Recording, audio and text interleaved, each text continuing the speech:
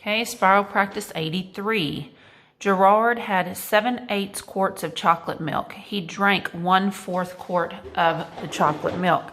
How much chocolate milk is left? How much is left? So we're going to have to subtract these. So we're going to do 7/8 minus 1/4. Now remember, when you add or subtract fractions, you have to have a common denominator, and here we do not. So there are 3 questions that we ask ourselves to help us find a common denominator. One is, are they neighbors? And they are not. The second question is, will the little one go into the big one? Yes, it will. So we're going to use the big one.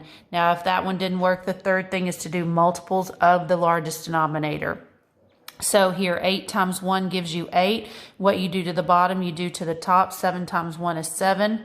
4 times 2 is 8. So what you do to the bottom, you do to the top. And 1 times 2 is 2. We're going to subtract 7 minus 2, which is 5 over 8. And we cannot reduce that. 5/8 is your answer, D. Number 2, what is the value of this expression? Okay, so remember, this is a please excuse my dear Aunt Sally.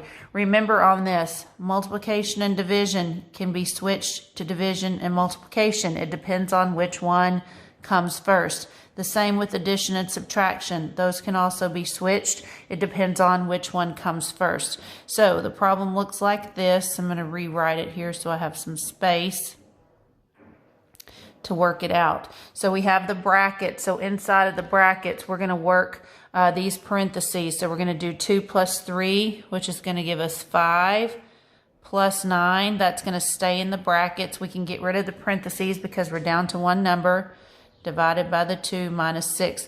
So we're going to stay in the brackets. 5 plus 9, 14, divided by 2 minus 6. We can drop the bracket. 14 divided by 2 is 7. Minus 6, which gives you 1.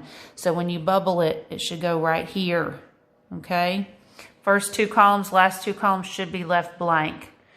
Number 3, Kirsten and Gabriel mixed paints for the students in their art class. They mixed 2 pints of white paint, 2 pints of red paint, and 1 pint of green paint.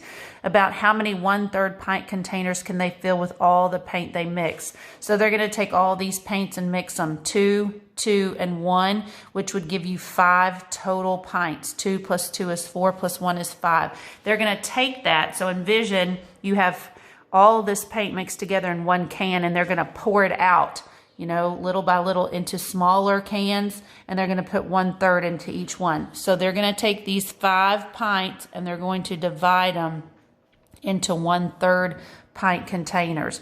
To make this a fraction, you're going to put it over 1. Remember, with division, we're going to keep, change, flip. So we're going to keep this fraction exactly the same. 5 over 1. We're going to change this to multiplication, and we're going to flip this over, 3 over 1. You're going to multiply straight across here. 5 times 3, 15 over 1, which is the same as 15. So your answer would be A.